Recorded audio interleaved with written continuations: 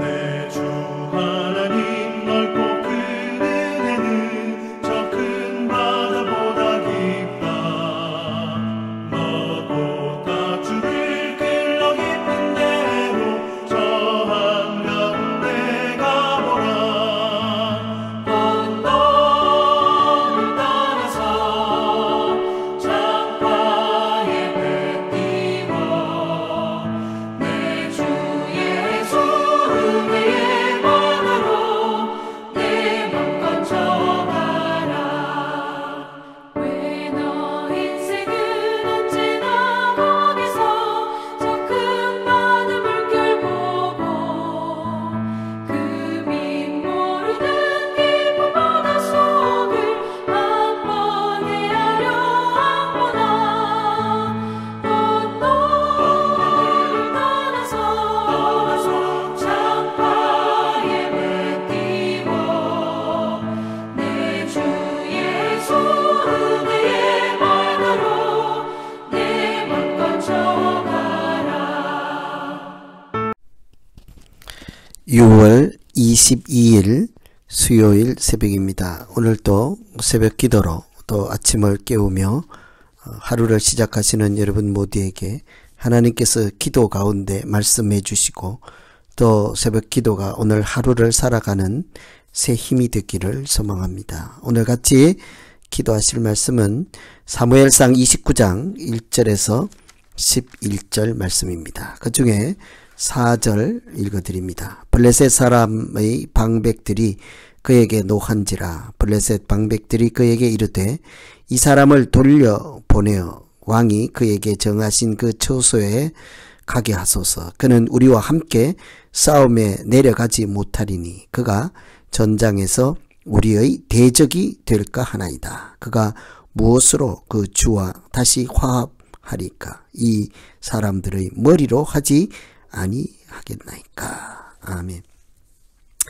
다윗이 도피 생활 중에 이웃 나라인 이방 나라죠. 블레셋 나라에 피신하여 있을 때가 있었습니다. 다른 나라에 자기 몸을 의탁하고 이렇게 도망자로 피신해 있을 때 그 나라와 자기 조국인 이스라엘 하나님의 백성 사이에 전쟁이 일어나게 되었습니다. 사울을 피해서 다른 나라에 도망을 가서 숨어 있는데 그 숨어 있는 나라, 도망을 간 나라의 군대에 합류해서 오히려 자기 조국인 이스라엘 백성, 하나님의 백성들을 죽이러 가는 전쟁에 참여해야 하는 그런 형편이 되었습니다. 그렇다고 해서 나는 조국의 사람을 죽일 수 없으니 전쟁터에 못 나가겠다, 안 가겠다 하면 당신이 스파이가 아니냐 의심을 사게 될 것입니다. 만일에 전쟁터에 나가게 된다면 싫어도 대적해서 싸워야 하니 동족을 죽여야 되는, 그래서 진퇴양난이라고 하죠. 이럴 수도 없고 저럴 수도 없는 형편이 되었습니다. 아무것도 다윗이 이것도 할 수 없고 저것도 할 수 없는 이때, 이런 위기 가운데서 하나님은 어떻게 다윗을 인도해 가실까요? 첫째는요, 의심을 신뢰로 바꾸어 주셨습니다. 9절에 보시면 내가 내 목전에서 하나님의 사자같이 선한 것을 내가 안다. 네가 내 목전에서 하나님의 전령같이 선한 것을 내가 안다. 이렇게 얘기를 하죠. 그래서 블레셋 왕인 아기스가 그 신하들이 이 다윗을 믿을 수 없습니다. 우리와 같이 전쟁터에 갈 수 없습니다. 하고 반대를 할 때 아기스가 하는 말이에요. 내 앞에서 이 다윗은 하나님의 사자, 하나님의 전령 같다 라고 하는 거죠. 그만큼 이 다윗에 대한 신뢰가 두텁다는 거죠. 이 사람은 하나님의 사람이다 라는 것이죠. 만일 다윗이 그 전쟁터에 가서 다른 마음을 품으면 블레셋을 돕는 것이 아니라 오히려 자기 조국인 이스라엘 하나님 백성을 도울 수 있지 않겠습니까? 그래서 신하들이 이 사람 믿을 수 없다. 가서 무슨 짓을 할지 어떻게 아느냐. 그럼에도 불구하고 그 아기스 왕은 신하들처럼 의심하지 않고 오히려 내가 이 사람에게는 허물을 보지 못했다. 또 이 사람에게는 정직하고 악이 없다. 하나님의 전령 같다. 하나님의 사람 같다. 라고 하죠. 어떻게 이방 나라의 왕이, 그것도 다윗의 나라인 이스라엘 백성들과 싸움을 하려고 전쟁을 일으킨 그 왕이 이런 얘기를 할 수 있을까요? 다윗을 하나님의 사람이라고 생각했기 때문이죠. 평소에 다윗을 보고 저에게 하나님이 함께 하신다 하는 사실을 보았기 때문이지 않겠습니까? 그래서 다윗이 또 다윗과 함께하는 하나님을 보았으므로 하나님이 다윗과 함께 하신다는 사실을 알게 되었으므로 이 아기스는 의심이 아니라 신뢰를 보여주었던 것입니다. 마치 요셉이 종으로 팔려갔지만 그 감옥에서도 함께 하시는 하나님을 보고 그를 형통한 사람이라고 부르는 것과 같은 거죠. 비록 도망자로 남은 나라에 가서 자기 인생을 목숨을 의탁하고 숨어 지냈지만 그곳에서 하나님이 함께 하심을 다른 사람들이 보고 이 사람은 하나님의 사자, 하나님의 전령 같다. 그렇게 그들의 생각을 바꾸어 주실 때 의심이 아니라 신뢰받는 사람이 될 수 있었던 것이죠.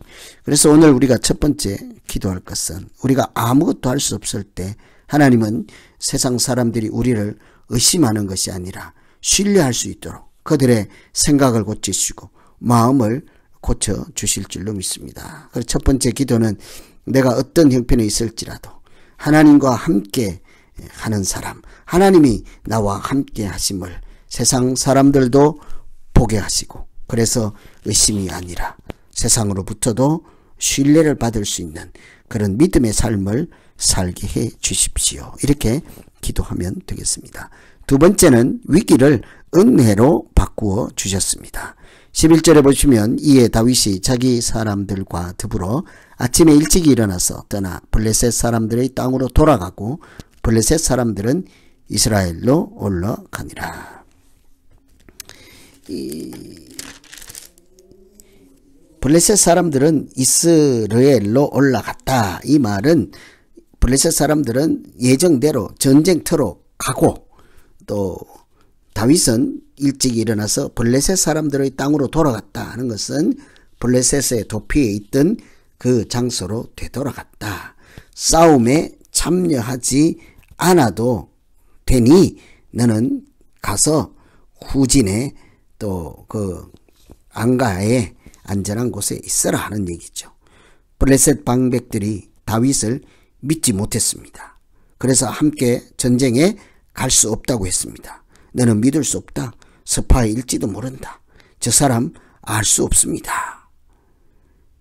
그래서 그들이 반대하는 바람에 그들이 의심하는 것 때문에 다윗은 전쟁에 참여하지 않아도 괜찮다 하는 왕의 명령을 받게 된 것이죠.